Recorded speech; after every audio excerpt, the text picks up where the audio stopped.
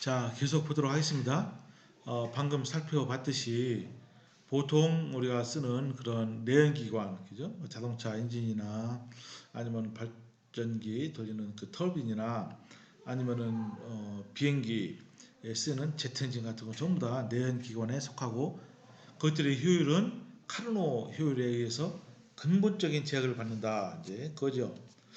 이제 그러면은 그럼 바이오매스를 그럼 과연 어떻게 쓰면은 그런 효율의 제약을 안 받을 것이냐? 바로 연료전지가 그런 제약을 받지 않아요. 따라서 우리는 여기서 특별히 미생물 연료전지에 의한 직접적 변환의 필요성, 그죠? 그러니까 전 슬라이드에서 이제 봤듯이 미생물 연료전지는 바이오매스를 직접적으로 전기나 수소로 이제 바꾼다고 그랬죠. 그래서 이 미생물 연료전지를 쓰면은 고효율로 운전이 가능해요. 즉 카르노 사이클에 의한 효율이 제약을 받지가 않습니다. 그리고 또 이때는 연료가 뭐죠? 여러분 자동차 엔진의 연료는 뭐죠? 가솔린이죠. 그거 딱 정해져 있습니다. 그렇지만 미생물 연료전지의 연료는 다양한 종류의 유기물이 다 가능합니다. 그죠? 어떤 특정한 유기물로 고정이 된 게 아닙니다. 또 장치가 간단해요. 간단해서 소형으로 제작해서 운전이 가능하죠. 그래서 여러 환경 조건에서 서식하는 미생물을 이용하면 되기 때문에 환경의 제약을 덜 받습니다. 물론 온도 제약이나 뭐 있습니다만은 그럴 때는 이제 원리적으로는 여러 환경 조건에서 서식하는 미생물을 이용하면 돼. 예를 들어서 강산성에서 우리가 반응을 시켜야 되기 때문에는 그 산성 미생물이 있습니다. 애시도파일이라고 해서 이것들은 여러분 위에도 우리 위 뱃속에도 미생물 있잖아요. 강산성이지 않습니까? 이제 그런 종류의 미생물을 찾으면 돼요. 또 온도가 높다 그러면은 호열성 미생물이 있어요. 더모파일이라는 거. 이제 그런 걸 이용하면 됩니다. 또한 이게 굉장히 중요한 건데 미생물에 의한 환경 정화 효과도 얻을 수 있어 매우 친환경적으로 우리가 에너지를 얻을 수 있다. 이것도 굉장히 중요합니다. 그러니까 이제 아까 모두에 말씀드린 대로 에너지와 환경 우리 두 개를 다 동시에 다룰 수 있는 바로 그 방식이 바로 미생물 연료전지다. 이렇게 말씀드릴 수가 있습니다. 따라서 이것은 소형으로 만들 수 있어서 여기 보세요. 가정이나 공장에 설치해서 자가 발전이 가능하다. 이렇게 우리 알 수 있어요. 그러니까 이게 이제 예를 들어서 요 이 그림이 그걸 나타냅니다. 바이오매스 다양한 바이오매스가 미생물 연료전지를 거치면 바로 전기 에너지로 이게 바뀌게 됩니다.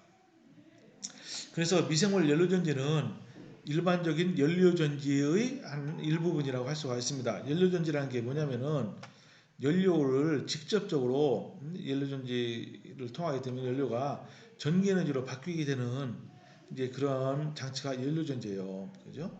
그러니까 연료를 직접적으로 우리 전기로 바꾸는 장치다 이렇게 됩니다. 연료전지가 말이죠. 이게 원리가 아주 오래전에 그러니까 한 100년이 넘었죠. 이미 원리는 밝혀져 있었지만은 이게 이제 상용화 이제 지금 막 되기 시작하고 있습니다. 그죠? 이것은 에너지 효율이 제약을 안 받아요. 그러니까 이론적으로는 100% 효율이 나오지만은 실제는 그렇지 않죠. 아까 자동차 엔진의 효율이 얼마랬죠? 최대 한 35% 된다고 그랬죠. 그렇지만 연료전지는 실제적인 의미에서는 한 70% 정도 됩니다. 그러니까 두 배나 높은 거죠. 그죠? 그러니까 얼마나 좋습니까? 이건 또 소음도 안 나고 그래요. 그 원리를 보면 말이죠. 이런 거예요. 여기 이것도 전기화학 전지의 일종이기 때문에 전기화학 전지는 에노드가 있고 캐소드가 있어요. 그죠? 두 개.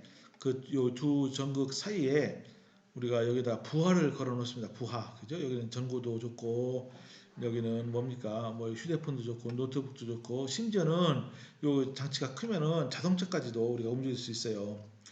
그 일반적인 연료 전지는 그 연료를 갖다 공급해 줘야 되는데 에노드에는 수소 기체를 공급해 줍니다. 그리고 캐소드에는 산소 기체를 공급해 줘요. 그럼 어때요?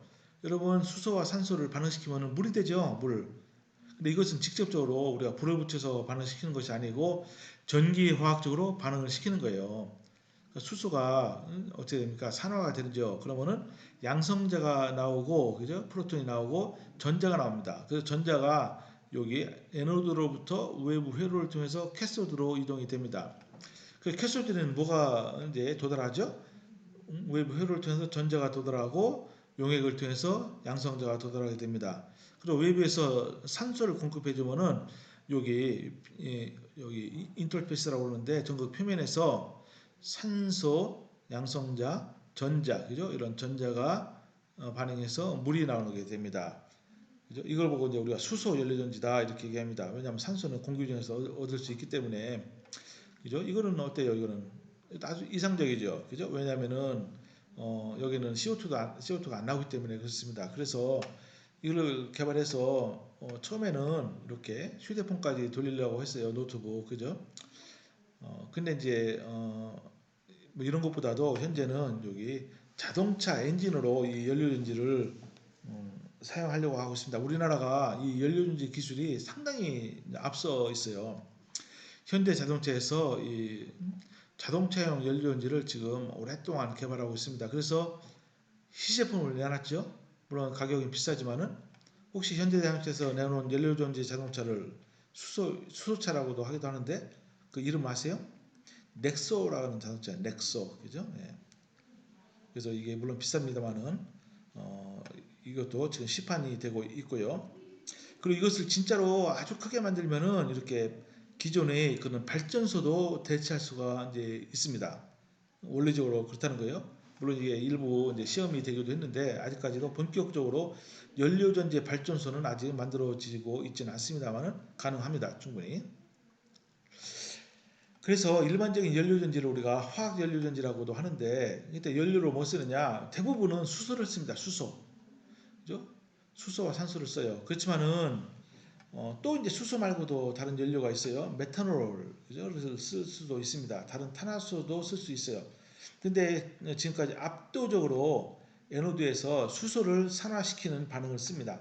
왜냐? 수소는 H2 굉장히 가장 작은 분자니까 아무래도 분자가 작으면 반응 속도가 빨라요. 그죠? 메탄올은 좋긴 하지만은 메탄올은 반응 속도가 느려서 얻을 수 있는 에너지가 적게 됩니다. 일반 같은 사이즈면은. 그죠? 그래서 지금까지 대부분의 연구는 앞으로도 아마 그럴 것 같은데 수소와 산소를 이용합니다. 그러니까 에너지에서는 수소가 산화된다고 아까 말씀드렸죠.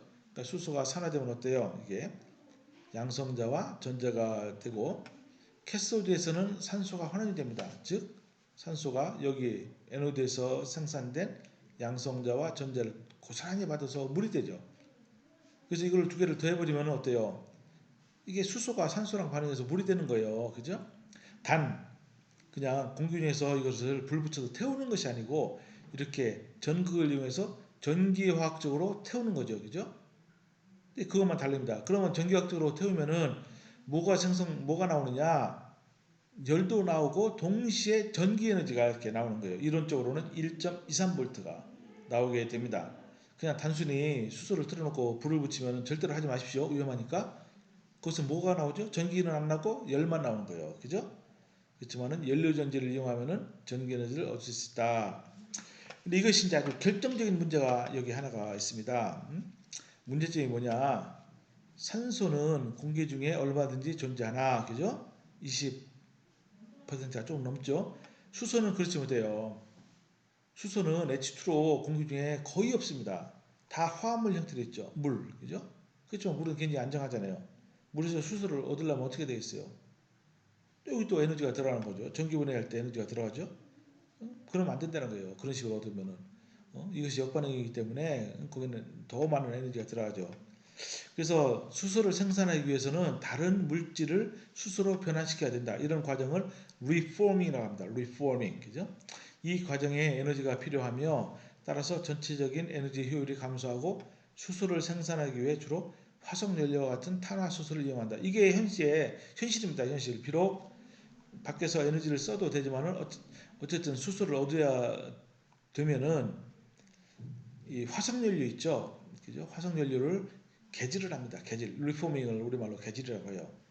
그죠? 이제 그렇게 해서 얻을 수 있는 건데 상당히 비효율적인 방법이라고 볼 수 있어요. 그렇지만은 여러분 미생물을 이용하면은요. 그죠? 미생물이 갖고 있는 원천적인 그러한 신진대사 이제 그 과정을 이용하면은 우리가 외부에서 에너지를 아예 안 주거나, 그죠? 아니면은 에너지를 약간만 줘서 우리가 원하는 목적을 이룰 수가 있습니다. 이것이 이제 사이언스에 2012년에 나온 논문입니다. 아주 유명한 저널이죠. 그래서 전기화학에는 연료전지에는 이렇게 에노드가 있고 캐소드가 있고, 전기화학이 되려면은 항상 전극이 두 개가 있어야 됩니다. 그죠? 근데 이제 우리가 미생물을 에노드에도 이용할 수 있고 캐소드에도 이용할 수 있어요. 그죠? 한번 그것을 한번 보도록 하겠습니다. 여기 보시면은 폴리머를 어때요? 이렇게 모노모로 우리가 분해시킬 수 있죠. 그죠? 이게 이제 이런 과정을 하이드롤리시스 가수분해다 이렇게 얘기합니다. 또 그죠?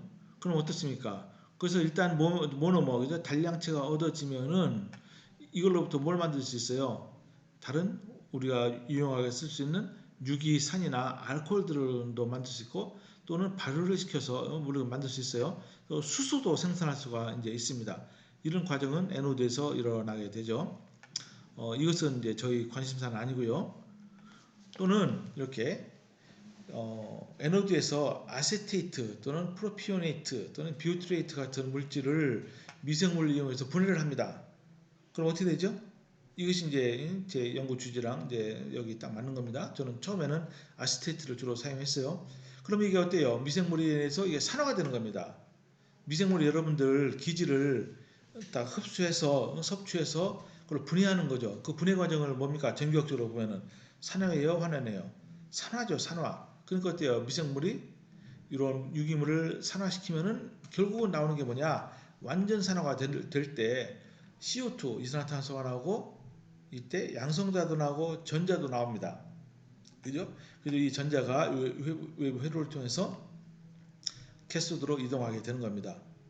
여기 보시면은 요 위에 것만 빼놓고 여기 다른 밑에 반응은 전부 다 뭐가 나오죠? 전자가 있잖아요. 그죠? 왜냐하면 산화작용은 다 전자가 나오게 돼 있어요. 또 이제 이런 것뿐만 아니고 글리세롤이라는 그런 물질도 이용할 수 있어요. 이거를 미생물이 산화시켜서 전자를 만들 수 있고, 뭐 락테이트도 마찬가지고, 이때는 락테이트나 또 아시테이트와 CO2와 양성자와 전자가 나오고, 또 수소 이 자체를 또 에너지원으로 쓸 수가 있습니다. 물론 이렇게는 거의 안 씁니다만은 이때도 전자가 나오죠. 또 글루코스도 또 전자가 나옵니다. 이렇게 이제 에너지에 전자를 잘 붙여놔요. 즉 바이오 필름을 만든 다음에 이런 식으로 이용할 수가 있습니다. 반면에 캐소드에도 우리가 미생물을 이용할 수가 있습니다.